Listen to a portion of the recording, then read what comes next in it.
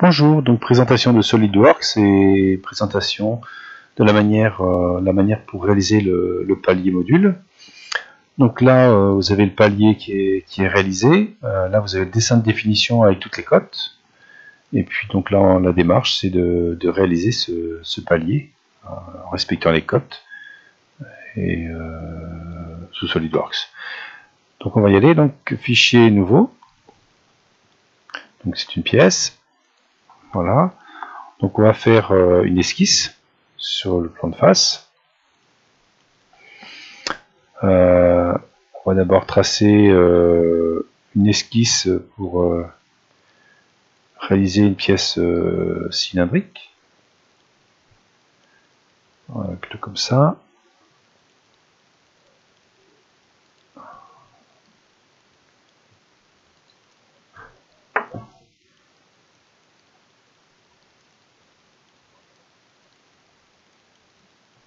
On reprend, voilà.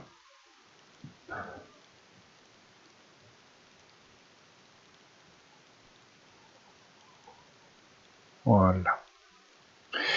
Donc maintenant on va coter la pièce. Hein. Donc là on voit qu'on a une épaisseur ici de 2 mm et puis là de 3 mm, hein, parce que de là ça fait 5. Donc là on a 2, donc cotation intelligente.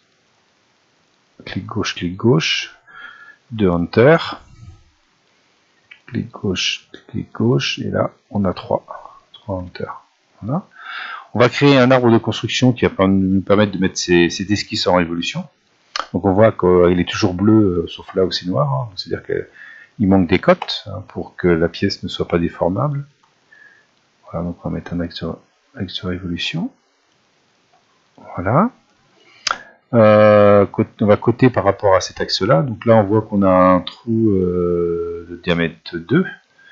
Entre là et là, on a 2 mm. Ensuite, on a un diamètre 9, 12 de là à là, ce qui fait 4,56 de rayon. Donc, entre là et là.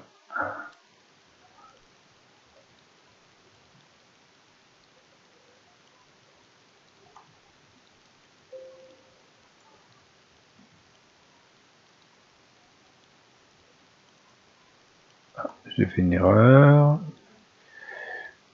Hop, cotation.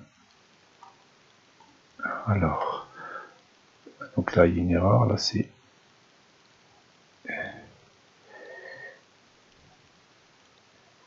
deux entrées.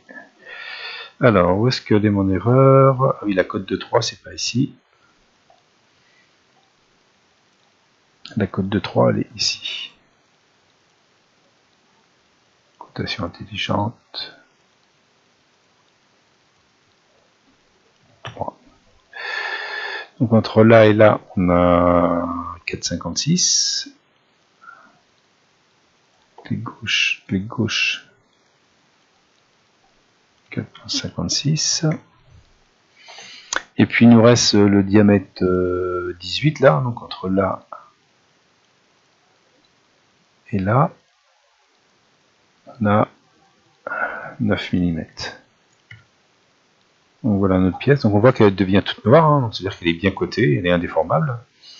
Maintenant on va la faire tourner par rapport à cet axe là pour faire cette pièce cylindrique dans l'espace. Donc fonction, voilà, ligne 8, on valide, et voilà, donc notre pièce est réalisée. Donc là ce qu'on va faire, c'est qu'on va faire les chanfreins. On voit qu'on a des chanfreins là on a un piquage ici, des chanfreins là, on a réussi sur les taraudages là. Non, on n'a pas sur le taraudage, c'est le taraudage. Donc on va faire les chanfreins, donc on appuie sur la touche contrôle, on en a un là, un là, un là, un là.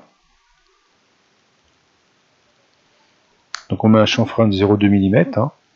On valide.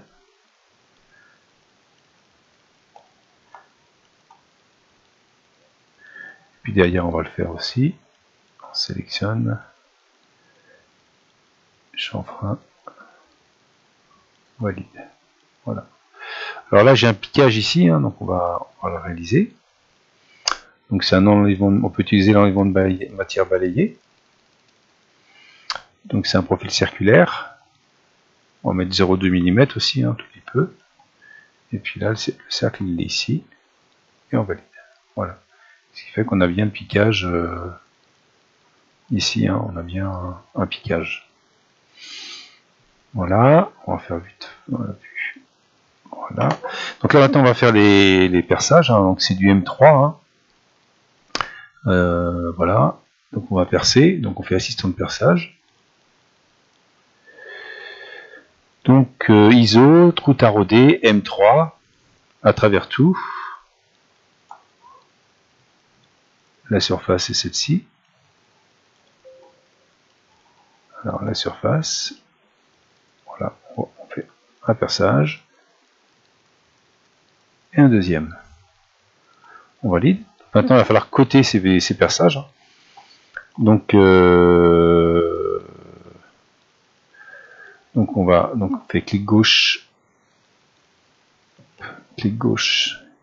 éditer la fonction, position, cotation intelligente, entre là et là.